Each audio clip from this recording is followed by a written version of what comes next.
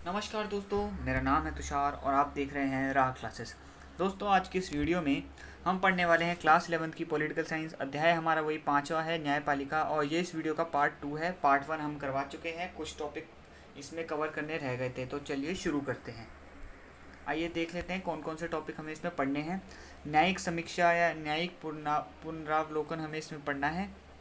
न्यायपालिका और अधिकार क्या होते हैं वो हमें इसमें पढ़ना है। और न्यायिक सक्रियता, जुडिशियल एक्टिविज्म इसका मतलब इंग्लिश में होता है, ये हमें इसमें पढ़ना है। तो आइए पहले हम न्यायिक सक्रियता पढ़ लेते हैं।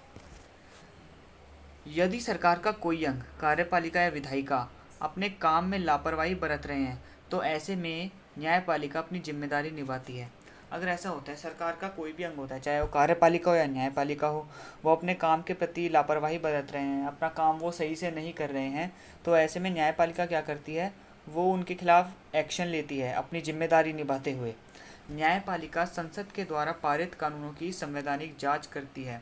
जो संसद में कोई भी कानून पास होता है ना, फिर राष्ट्रपति की उसको स्वीकृति मिल जाती है। फिर राष्ट्रपति की स्वीकृति में मिलने के बाद न्यायपालिका जो होती है वो उसकी जांच करती है कि क्या ये लोगों के मौलिक अधिकारों के हनन तो नहीं कर रहे हैं। ठीक है। और यदि वह संविधान के खिलाफ कुछ पाती है तो वह उसे अवैध घोषित करती है। अगर उसे लगता है कि ये संवैधानिक नहीं है, इससे लोगों के अधिकारों को हानि पहुंच रही है, तो ऐसे में वो उसे अवैध घोषित कर देती है। न्यायपालिका और अधिकार, आइए ये हम पढ़ते हैं। न्यायपालिका को व्यक्ति के अधिकारों की रक्षा करने का दायित्व सौंपा गया है। न्यायपालिका की जिम्मेदारी है कि वो व्यक्ति के अधिकारों की रक्षा करे।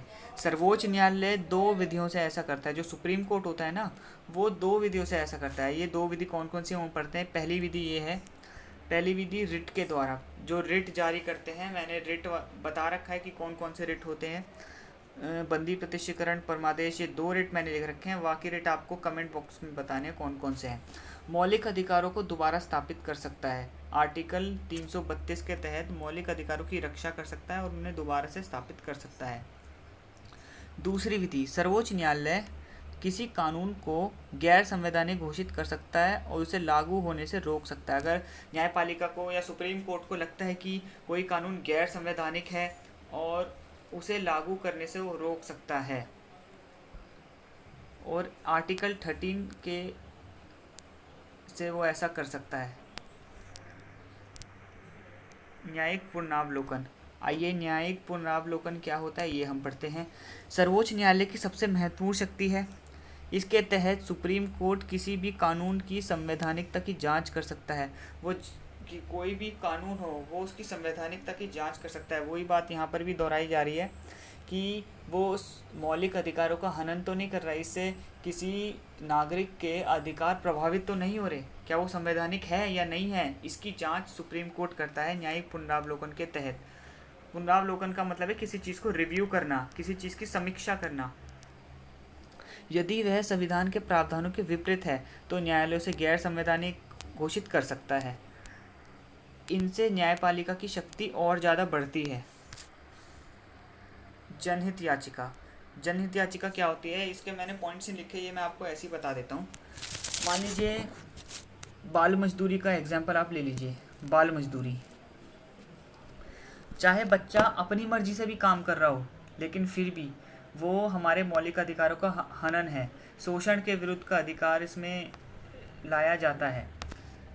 अब जो बच्चा है वो तो ना समझ है, उसको क्या पता कि मेरे साथ गलत हो रहा है, क्या हो रहा है। तो अगर कोई समझदार व्यक्ति उसको देखता है कि हाँ इसके साथ गलत हो रहा है, ऐसे में वो उसके अधिकारों की रक्षा के लिए कोर्ट जा सकता है। इसे हम जनहित याचिका कहते हैं। अब आप कई सारे क्राइम पेट्रोल वगैरह सीरीज़ में आप देखते होंगे कि जो ह्यूमन ट्रैफिकिंग होती है, लड़कियों को ज़बरदस्ती जॉब का बहाना देके, काम का बहाना देके उन्हें लाया जाता है और उनके साथ गलत काम करवाया जाता है। तो ऐसे में अगर कोई समझदार व्यक्ति उन्हें देख लेता है तो वो कोर्ट जाता है, पुलिस के पास जाता है। तो इसे ही हम जनहित याचिका कहते हैं। ठीक है। अब ये है लास्ट टॉपिक, फिर इसके बाद ये चैप्टर हमारा पूरा ख़त्म हो जाएगा। न्यायपालिका और संसद में विवाद। देखिए, न्यायपालिका और संसद में विवाद भी हो रखा है। किस चीज़ को लेकर, एक तो भूमि सुधार को लेकर और एक संपत्ति के अधिकार को लेकर।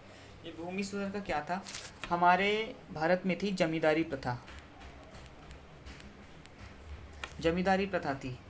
ऐसे में क्या करते हैं, जो बड़े बड़े जमींदार होते थे ना, वो किसानों से अपनी ज़मीन पर खेती करवाते थे। फिर जो भी उनकी फसल होती थी, फसल का वो 60 से 70% वो अपने पास रखते थे। तो ऐसे में किसानों के पास कुछ नहीं बचता था। तो फिर इस सरकार एक कानून लाई कि जितनी भी ये सरकार की जितनी भी ये ज़मीन होंगी वो सारी किसानों में दे दी जाएंगी। तो ऐसे में ये जो ज़मींदार थे वो भड़क पड़े। उन्होंने कहा भाई ये खेत तो हमारी संपत्ति है, हम हमारे संपत्ति के अधिकार का हनन हो रहा है।